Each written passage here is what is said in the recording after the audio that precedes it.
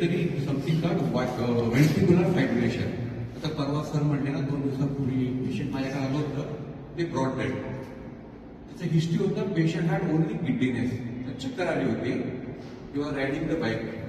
Suddenly तू म्हणला का मुलाला ना चक्कर येत आहे, इन फ्यू सेकंड ते अनकॉन्शियस झाले पडले. हे कशामुळे होत आहे? 2 कंडिशन. एक तर आहे ventricular fibrillation. This is the line between life जीव आणि मरणातलं ते आहे. आणि सेकंड म्हणजे कम्प्लीट हार्ट ब्लॉक, म्हणजे ठोके एकदम कमी होतात. एकामध्ये ठोके जास्त वाढतात.